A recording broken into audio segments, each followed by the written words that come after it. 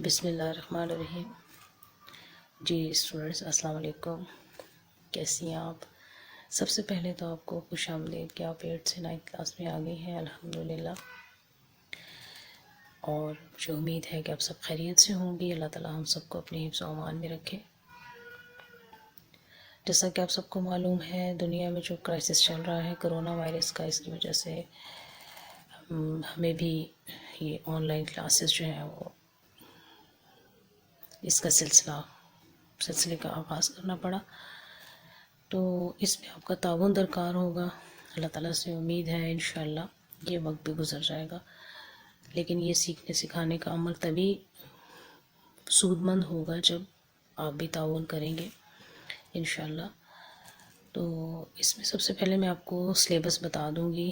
اسلامیات میں آپ لوگوں نے جو من ہدی القرآن الکریم میں سے سورۃ الانفال وہ ہم پڑھیں گے انشاءاللہ ترجمے کے ساتھ، اس کے کچھ سوالات کے جوابات کریں گے۔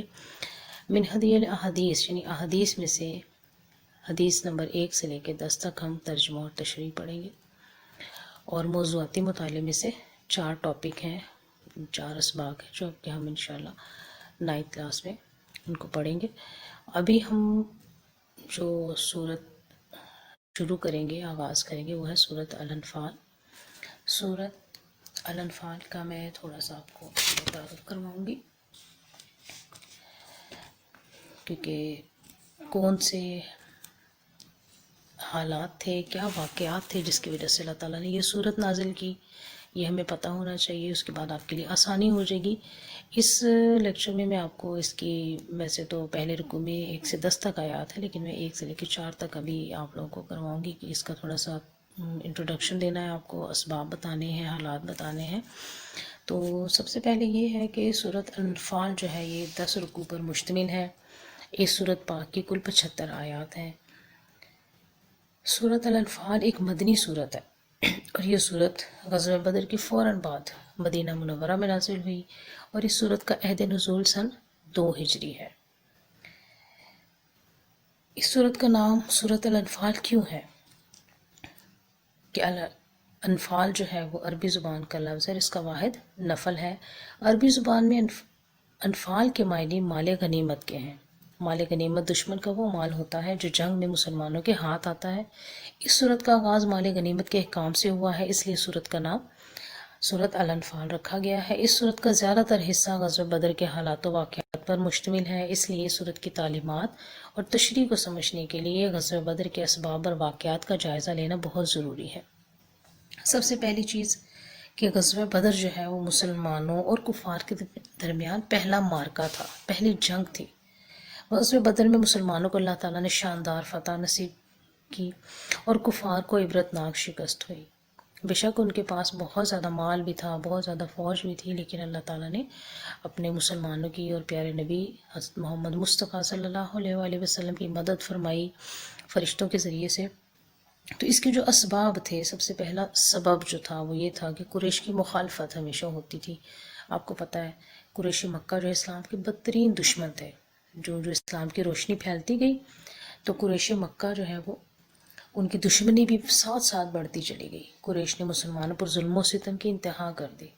قریش کا ظلم و ستم جب حد سے زیادہ بڑھ گیا تو مسلمانوں نے اللہ اور اس کے رسول صلی اللہ علیہ وآلہ وسلم کے حکم سے مکہ سے مدینہ ہجرت کی۔ جب قریش مکہ کو معلوم ہوا کہ مسلمانوں کے مدینہ میں ایک ریاست قائم ہو گئی ہے اور اسلام ہر طرف تیزی سے پھیلنے لگا ہے، تو وہ اور زیادہ غضبناک ہو گئے، اور انہوں نے اسلام کو مٹانے کے لیے سازشوں کے جال جو ہے وہ پھیلانے شروع کر دیے۔ اور مدینہ میں منافقین تھے، یہود تھے، وہ پہلے ہی مسلمانوں کے خلاف تھے۔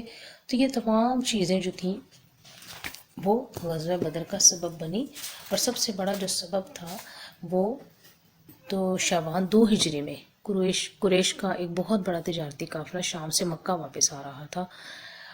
اس قافلے کے پاس بہت سا مال تھا، قریش کے تقریباً تمام لوگوں کا مال اس قافلے میں لگا ہوا تھا، اور اس قافلے کی قیادت جو ہے وہ قریش کے مشہور سردار ابو سفیان کر رہے تھے۔ ابو سفیان کو یہ خطرہ محسوس ہوا کہ مسلمان اس قافلے کو لوٹ لیں گے۔ ابو سفیان نے مسلمانوں کے خوف سے ایک قاصد کو مکہ بھیجا۔ قاصد نے مکہ پہنچ کر قریش کو یہ پیغام دیا کہ مسلمانوں نے ابو سفیان کی قیادت میں شام سے مکہ واپس آنے والے تجارتی قافلے پر حملہ کر دیا ہے۔ काफिले की मदद के लिए फौरन पहुंचो। ये इत्तला सुनते ही कुरैश के तमाम बड़े बड़े सरदार जंग के लिए तैयार हो गए, और जंग के तैयार होने वाले सरदारों में अबू जहल सर फहरिस्त था। और आपको पता है कि अबू जहल जो है वो इस्लाम का बहुत बड़ा दुश्मन था। कुरैश तिजारती काफिले को बचाने के अलावा मुसलमानों को नेस्त नाबूद करके तिजारती शाहरा को हमेशा हमेशा के लिए महफूज बनाना चाहते थे। तिजारती काफिले पर हमले की अफवाह का वाक़या भी ग़ज़वे बदर का सबब बना। लेकिन हुआ क्या कि जो अबू सुफियान है वो खैरियत से मक्का पहुंच गए। उन्होंने जाके अबू जहल से ये कहा भी कि अब जंग करने की ज़रूरत नहीं है। लेकिन आपको पता है कि जो अबू जहल था उसने कहा ये हो ही नहीं सकता, उनकी तादाद बहुत कम है, हमारे पास बहुत ज़्यादा तादाद है। वो मगरूरी में गुरूर करते हुए वहाँ से निकल आया और उसने कहा कि हम तो लाजमी आज ये जंग करेंगे। लेकिन इसमें क्या हुआ, अल्लाह ताला ने मुसलमानों को फतह दी, अल्लाह ताला ने मुसलमानों के फरिश्तों के ज़रिए से मदद फरमाई। और ये जो जंग है ये हुई है 17 रमज़ानुल मुबारक 2 हिजरी को, कुफार और मुसलमानों के दरमियान हुई। और इस मार्के में हक कामयाब हो गया और बातिल मलिया मेट हो गया। और कुरान मजीद ने ग़ज़वा बदर के दिन को यौमुल फुरकान करार दिया। यौमुल फुरकान का मतलब होता है हक और बातिल में फ़र्क करने वाला दिन। तो उस दिन जो है वो ये तमाम चीज़ें जो है वो सामने आई कि कौन हक पर है और कौन हक पर नहीं है। ये जो भी वाक़यात साथ साथ भी मैं आपको बताती जाऊंगी इन आयात का जो है हम लोग तर्जुमे के साथ साथ। तो हम इसका आगाज़ करते हैं। पहली जो शुरू की आयात है, औज़ु बिल्लाहि मिनश शैतानिर रजीम, बिस्मिल्लाहिर रहमानिर रहीम। यसअलूना का, पहले मैं लफ्ज़ी मायने भी आपको बताऊंगी। यसअलूना का, वो आप सल्लल्लाहु अलैहि वसल्लम से पूछते हैं। कौन? मुजाहिदीन। अनिल अनफाल, माल गनीमत के बारे में। कुल, कह दीजिए, अल अनफाल लिल्लाहि व रसूली, के माल गनीमत अल्लाह और उसके रसूल का है। फत्तकुल्लाह, बस तुम अल्लाह से डरो। व अस्लिहू ज़ाता बैनिकुम, और आपस में सुलह रखो। व अतीउल्लाह व रसूलहू, और अतात करो अल्लाह और उसके रसूल की। इन कुंतुम मोमिनीन, अगर तुम ईमान वाले हो, अगर तुम मोमिन हो तो तुम्हें क्या करना है? अल्लाह ताला और उसके रसूल सल्लल्लाहु अलैहि वसल्लम की फर्मा बरदारी करनी है। ये जो पहली आयत है इसमें बताया गया है हुआ क्या था कि जैसे ही ग़ज़वा बदर ख़त्म हो गया, अब उस वक्त माल गनीमत के हवाले से कोई अहकामात नाजिल नहीं हुए थे। अब सहाबा किराम को ज़ाहिर ये नहीं पता था कि कितना माल हमने लेना है। अब जिसके पास जो आया, कुछ सहाबा किराम के पास बहुत ज़्यादा माल चला गया माल गनीमत, कुछ के पास कम आया। तो इस तरह से आपस में तलखी बढ़ गई। सहाबा किराम जो है वो, कुछ सहाबा किराम प्यारे नबी सल्लल्लाहु अलैहि वसल्लम के पास गए, उनको बताया कि यहाँ पर जो है सहाबा किराम में तलखी हो गई है कि कुछ लोग जो है वो माल गनीमत का माल ज़्यादा ले लिया, कुछ ने कम ले लिया, तो इसका क्या होगा। तो इस पर अल्लाह ताला ने आयात नाजिल कर दी कि तुम लोग जो हो, तुम लोगों ने जो माल गनीमत है वो नहीं लेना, बल्कि वो अल्लाह और उसके रसूल का है। वो जिस तरह से भी देंगे, जिस तरह से वो तकसीम करेंगे, तुम लोगों ने वो लेना है।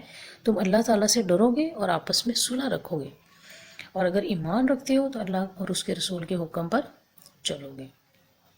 फिर आगे सिफ़ात बयान की जा रही हैं मोमिनीन की। 5 सिफ़ात जो है वो इसमें बयान की गई हैं। इन्नमल मोमिनूना, बेशक मोमिन कौन है? अल्लज़ीना इज़ा ज़ुकिरल्लाहु वजलत कुलूबुहुम, कि जब अल्लाह का जिक्र उनके सामने किया जाता है तो उनके दिल डर जाते हैं। वाइज़ा तुलियत अलैहिम आयातुहु, और जब उन्हें उसकी आयात पढ़कर सुनाई जाती हैं, ज़ादतहुम ईमाना, तो उनका ईमान बढ़ जाता है। व अला रब्बिहिम यतवक्कलून, और अपने रब पर भरोसा रखने वाले हैं। कोई भी मुश्किल हो जाए किसी तरह से भी, तो उनको ये अल्लाह ताला पर वो तवक्कुल करते हैं कि तमाम काम जो है वो अल्लाह की तरफ से हैं। फिर अल्लज़ीना युकीमूनस्सलाता, वो लोग हैं जो नमाज कायम करते हैं। व मिम्मा रज़क़नाहुम युनफ़िकून, और जो माल अल्लाह ताला ने उनको दिया है उसमें से अल्लाह की राह में खर्च करते हैं। फिर आगे जो आयत है नंबर 4, इसमें अल्लाह ताला ने फरमाया कि जो लोग ये काम करते हैं, ये 5 सिफ़ात जिनमें हैं, तो उनको अल्लाह ताला क्या इनामात देगा। उलाइका हुमुल मोमिनून हक्का, यही मोमिन है सच्चे। लहुम दरजातुन इंदा रब्बिहिम, उनके लिए अल्लाह के पास बहुत से दरजात हैं। व मग़फ़िरतुन, और बख्शिश है। व रिज़्क़ुन करीम, और बड़ी इज़्ज़त की रोज़ी है। یعنی یہ انعامات اللہ تعالیٰ ان کو اس صورت میں دے گا اگر وہ یہ تمام صفات ان کے اندر ہوں گی کہ اگر اللہ تعالیٰ کا ذکر ان کے سامنے کیا جائے گا تو ان کے دل لرز جاتے ہیں، ڈر جاتے ہیں وہ، اور جب آیات پڑھی جاتی ہیں تو ان کے ایمان میں اضافہ ہو جاتا ہے اور اپنے رب پر بھروسہ رکھتے ہیں اور نماز ادا کرتے ہیں اور اللہ تعالیٰ کی راہ میں اللہ تعالیٰ کے دیے ہوئے مال میں سے خرچ کرتے ہیں۔ اور یہ کلاس، یہ جو آپ کے سوالات بھی آپ دیکھیں گے اس میں بھی یہ سوال بھی ہے اس کے، اس سبق میں مومنین کی کیا صفات بیان کی گئی ہیں، تو یہ آپ کو پتہ ہونا چاہیے کہ اللہ تعالیٰ نے 5 صفات اس میں بیان کی ہیں مومنوں کی۔ یہ بھی آپ لکھیں گے انشاءاللہ کاپی میں، اس کے الفاظ معنی بھی کریں گے۔ تو نیکسٹ لیکچر جو ہے اس میں انشاءاللہ اگلی آیات جو ہے ہم کریں گے اور اس کے بعد جو ہے وہ دوسرا سوال بھی کریں گے۔ اللہ تعالیٰ آپ سب کا حامی و ناصر ہو۔ اللہ حافظ۔